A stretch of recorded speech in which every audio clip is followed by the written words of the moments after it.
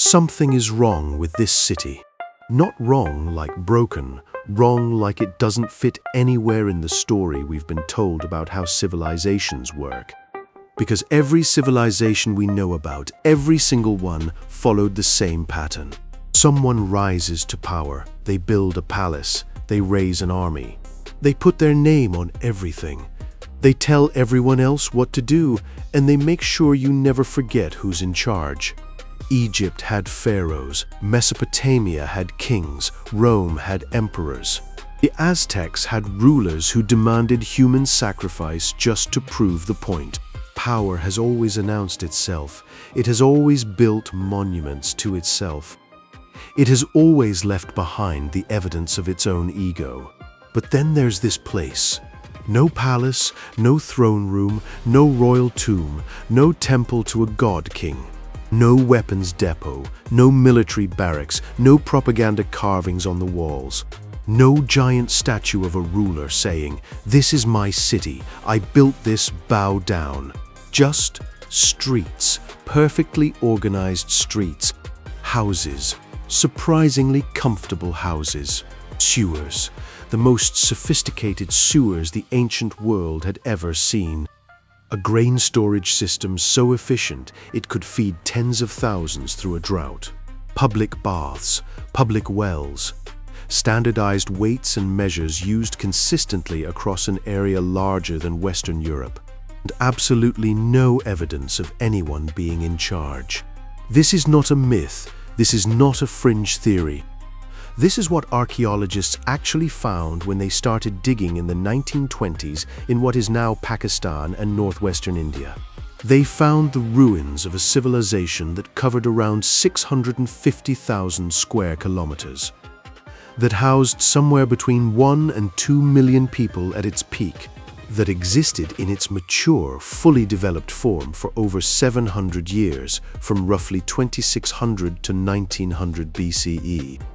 And that, as far as we can tell, did all of this without kings, without armies, and without the kind of centralized power that every other civilization of its size has always required. The Indus Valley Civilization. And the more you look at the evidence, the more it starts to feel less like ancient history and more like a crime scene. So let's work it like one, because the question isn't just what was here. The question is, who was running this place?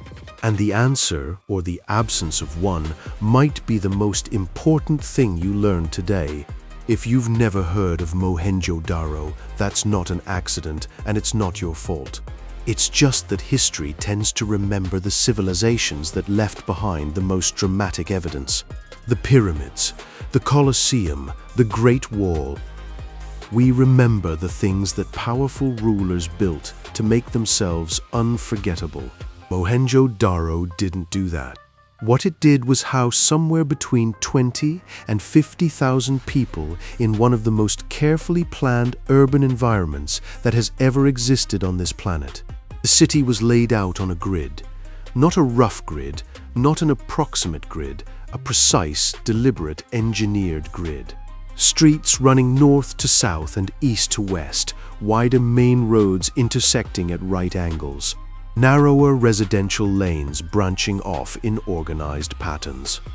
This is not something that happens by accident.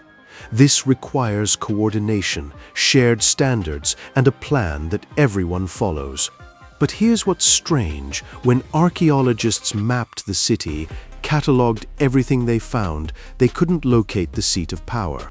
In every other ancient city we know about, the palace or temple complex is obvious. It's the biggest thing, it's on the highest point. It's built from the finest materials, surrounded by evidence of wealth and control. You walk through an ancient city, and the power structure announces itself to you immediately. In Mohenjo-daro, the largest structure is what's called the Great Bath, a large public pool built from fired brick, sealed with natural tar to make it watertight, surrounded by changing rooms and what appear to be administrative buildings. Everything about its design, the entrances, the layout, the surrounding spaces, suggests it was communal, shared. Not a private luxury for the powerful, but infrastructure for everyone. And that is the first clue. In every civilization built around hierarchy, which is every civilization we know, the biggest, most carefully constructed building belongs to the person at the top. A throne room, a temple, a tomb, something that concentrates status in one place and in one person. Here, the most impressive building is a bathhouse for the public. So either the people at the top decided to spend their resources on shared infrastructure instead of personal glory, which would be extraordinary, or there were no people at the top in the way we understand it. Let's go to the houses in ancient cities. In basically every ancient city ever excavated, you can read the social hierarchy directly from the architecture. The houses near the center of power are bigger, more rooms, better materials, courtyards, storage, decorative elements. The further you get from the elite quarter, the smaller and simpler things become. This is true of Rome, of Babylon, of Teotihuacan, of virtually every complex society we have ever studied. Mohenjo-daro doesn't do this. The houses are remarkably consistent in size and quality across the city. Yes, some houses are larger, but nothing resembling the extreme stratification you'd expect from a hierarchical society at this scale. There is no neighborhood that announces wealth, no quarter that announces poverty. The housing is equitable in a way that is frankly difficult to explain if someone powerful was making the decisions. And every house, not just the comfortable ones, every house had access to the drainage system. Brick-lined channels ran beneath the streets, connected to individual homes via smaller drains. Inspection covers at regular intervals so the system could be cleaned and maintained. Wastewater directed out of the city, fresh water in through wells distributed throughout the residential areas. Not concentrated in one location where access could be controlled, spread across the city so that everyone had access. 4,000 years ago, a city where everyone had running drainage and access to clean water. Now consider what that tells us about who was making decisions. In every society where an elite controlled resources, and that is every society, infrastructure gets built for the elite first. The rich neighborhoods get the sewers, the poor neighborhoods get the smell. That's how it has worked everywhere, in every era, including right now in the 21st century. In Mohenjo-daro, the drainage served everyone. That's not generosity. That's a completely different logic of how a city is supposed to work. That's clue number 2. If you're finding this as fascinating as I am, hit that subscribe button, because this is exactly the kind of history that never made it into the textbooks, and we're just getting started. Now, let's talk about what archaeologists didn't find. Because in any investigation, absence of evidence can be more revealing than the evidence itself. In civilizations built on military power, which is most of them, you find weapons. Weapons in graves, because warriors wanted to be buried with the tools of their status. Weapons in storage depots, because armies needed supply chains. Weapons on walls and pottery and ceremonial objects, because military achievement was something these societies celebrated and recorded. In the Indus Valley, archaeologists found almost none of this. Small number of arrowheads, some basic spear points, nothing suggesting a standing army, nothing suggesting a warrior class. No depictions of battles anywhere in the recovered art. No fortifications designed to repel an invading force. No mass graves from warfare, no evidence of conquest, and no evidence of being conquered. For over 700 years. That is an almost incomprehensible stretch of time for a civilization of this size to leave no military record. And what makes it stranger is that the Indus Valley was not isolated. It traded actively with Mesopotamia. Indus seals, small carved stone stamps used in commerce and identification, have been recovered from ancient sites across Mesopotamia, including Ur. These people knew the outside world. They had contact with cultures that absolutely had kings and armies and wars. And yet, no battle record, no military class, no weapons stockpile. The absence is too consistent, too complete, and too widespread across the entire civilization to dismiss as coincidence. Something about this society was genuinely, structurally different. That's clue number 3. So now we have a city with no royal palace, public infrastructure that served everyone, housing that shows no extreme stratification, and almost no weapons or military architecture. Across a civilization that coordinated food production, maintained standardized weights and measures over hundreds of kilometers, and sustained itself for centuries. Without, as far as we can tell, a king. So who was running this? Here's where I have to be straight with you. We don't fully know. The Indus script, the writing system used by this civilization, has never been deciphered.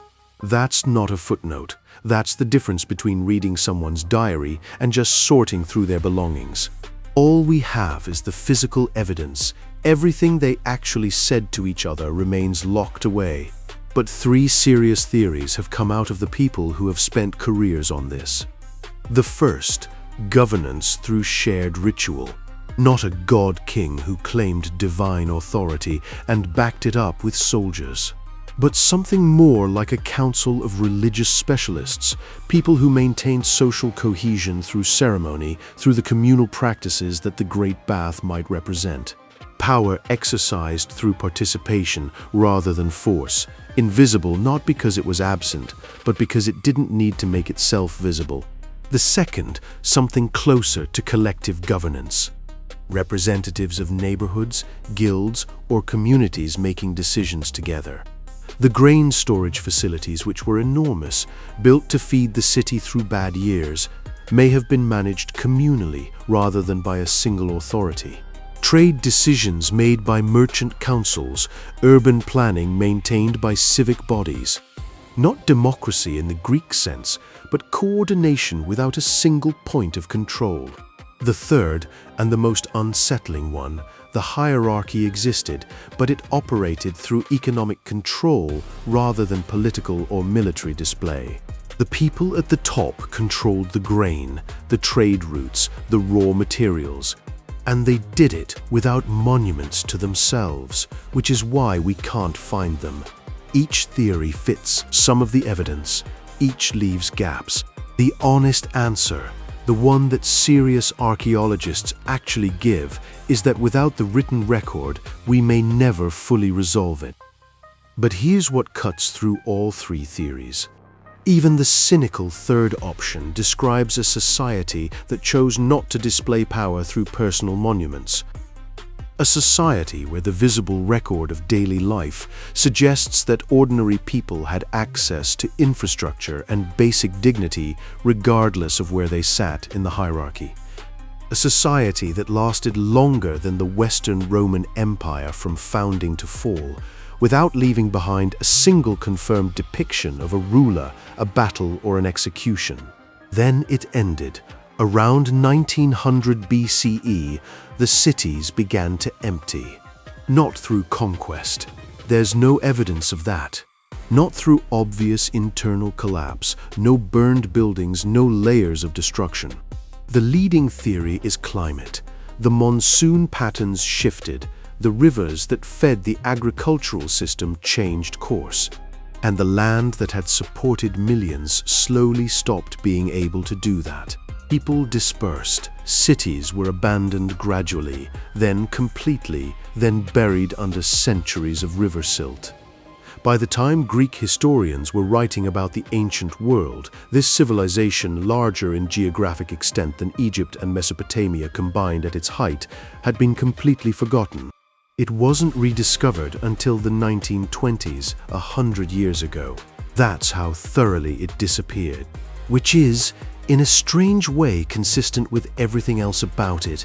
Civilization that built everything for function rather than fame, that left no ruler's name for history to remember, that made itself impossible to find at the top, eventually made itself impossible to find at all. Now I want to put something directly to you. We tell ourselves a story about how large societies have to work. Past a certain size, you need centralized authority, you need hierarchy, you need someone at the top with the power to enforce decisions, or the whole thing falls apart. We say this because every civilization we hold up as a model, Egypt, Rome, China, the modern nation-state, is built exactly that way. But Mohenjo-daro existed, Harappa existed, the entire Indus network existed, at a scale that rivaled anything in the ancient world for longer than most empires manage, with infrastructure that served everyone, without the authoritarian structure we assume is necessary. That is not a comfortable data point if your model of human society requires hierarchy to be inevitable. The archaeologists who first excavated Mohenjo-daro kept looking for the palace. They mapped the site expecting to find it. When they didn't, some assumed they simply hadn't dug in the right place yet. A century of excavation later, it's still not there. Think about what that means. Kings don't hide. That is the entire point of being a king. You build the largest thing, you put your face on it. You make absolutely certain that people who come along 4,000 years later with excavation equipment know that you were here and that you were in charge. The silence in Mohenjo-daro isn't just an absence of evidence, it's a statement. We just haven't agreed on what it's saying. So I'll leave you with the question that this whole case actually comes down to. Not who built this city. We know roughly who and roughly when. But why did they build it this way? Why did the most sophisticated urban civilization of the ancient world apparently decide that the sewer system mattered more than the throne room, that the public bath was worth more than the palace, that the city itself was the monument rather than the person who ran it? Was that a philosophy, a religion, an accident of geography that created a society without the conditions for a military elite to emerge? Or was it something we genuinely don't have a framework to understand yet, because every framework we have was built by civilizations that went the other direction? Drop your theory in the comments. I read everyone, and the best ideas for where this channel goes next have consistently come from people watching exactly this kind of video and thinking harder about it than I did. And if this is the history that actually makes you think, not the kings and the battles and the dates, but the real questions underneath all of that, then subscribe, because that's what this channel is here for. Every video is a case. Every ancient mystery is a question that's still alive. The Indus Valley Civilization has been gone for 4,000 years, but the question it leaves behind is as current as anything happening in the world right now. We found their sewers, we found their granaries. We found their carefully identical houses and their public baths and their standardized weights and their trading seals. We found almost everything except the person who was supposed to be in charge. Maybe that's not a gap in the record. Maybe that's the whole point. The case is still open.